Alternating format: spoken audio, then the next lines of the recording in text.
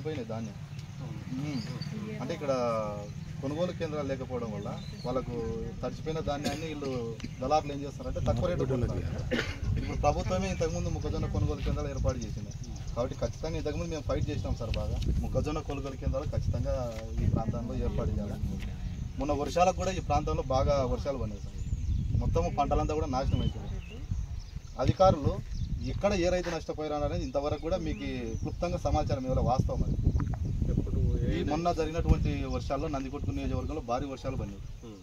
పచ్చిమిర్చి రైతులు అయితే తీవ్రంగా మీరు రోడ్డు మీద పోతున్న చూడండి, మొత్తం కుళ్ళిపోయి పచ్చిమిర్చి అంతా కూడా పనికి రాకుండా అయిపోయింది.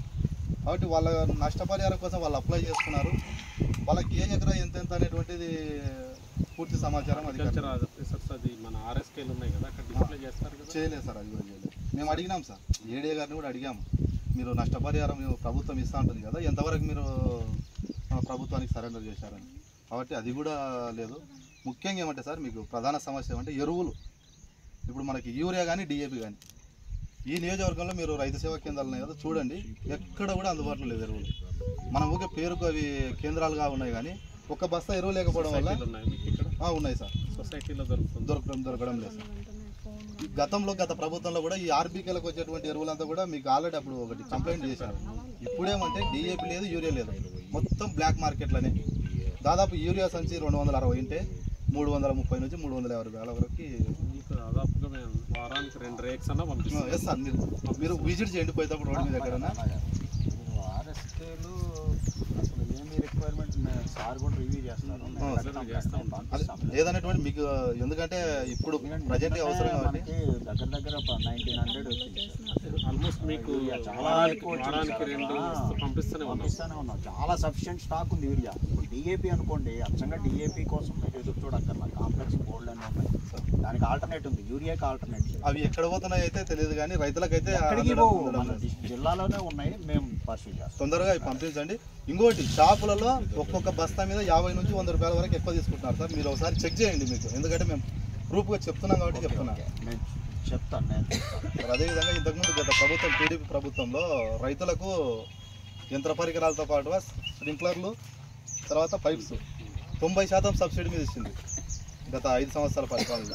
కానీ 6 సంవత్సరాల నుంచి ఎక్కడ కూడా రైతులకు సబ్సిడీ కింద లేదు. ఇక్కడనే పక్కన జైన్ కంపెనీలో వాళ్ళు పైప్స్ అంతా కూడా సబ్సిడీ డబ్బులు కట్టక వాళ్ళు డబ్బులు ఇస్తేనే పైపులు ఎత్తేటువంటి పరిస్థితి ఉన్నది.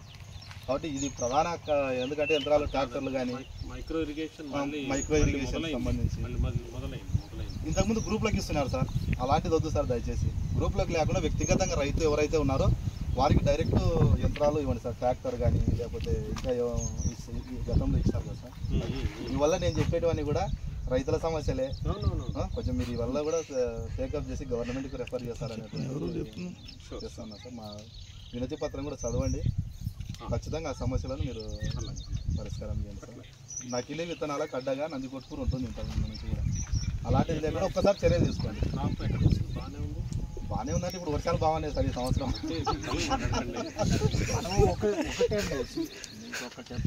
మనం ఎప్పుడు ఏం బాగాలేదంటే అలాగే ఉంటుంది సార్. పత్తి సార్ కాటన్ బాగానే ఉంది, మనకు బాగానే వస్తుంది. కాటన్ ఈ ప్రాంతంలో ఎక్కువ.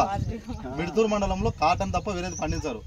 కానీ ఒకసారి పెద్ద ఎత్తున నకిలీ విత్తనాలు వచ్చినాయని ఇప్పుడు కాటన్ నకిలీ కాదులేండి, నకిలీ కాదు, అదే కాటన్ నకిలీ. పింక్ బోల్ వామ్ అనేది ఇంతకుముందు వచ్చేది కాదు, ఇప్పుడు ఎక్కువైందని రెగ్యులర్గా మనం 2014 ఎందుకు సార్ మన నంద్యాల ఎంపీ మొత్తం పోచా బ్రహ్మాందరెడ్డి మొత్తం ఇదే నకిలీ విత్తనాలు ఈ జిల్లాలో ఎవరు రానియకుండా మొత్తం అతన్ని అమ్మి రైతులంతా కూడా మోసం చేసేటువంటి పని మీకు. ఎందుకంటే అతని మీద ధర్నాలు కూడా చేసినాం ఏడీ ఆఫీస్ ముందర, కలెక్టర్ ఆఫీస్ ముందర.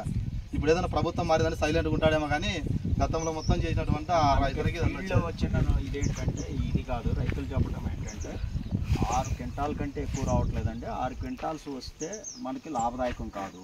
ఇప్పుడు పింక్ బోల్ వామ్ అనేది ఎక్కువ వస్తుంది, ఎందుకంటే బీటీ కాటన్లో పింక్ బోల్ వామ్కి గ్యారెంటీ ఇవ్వట్లేదు. అందుకనే అది రాలేదు కాబట్టి మేము తగ్గించాము. దానికంటే మనకి బాగా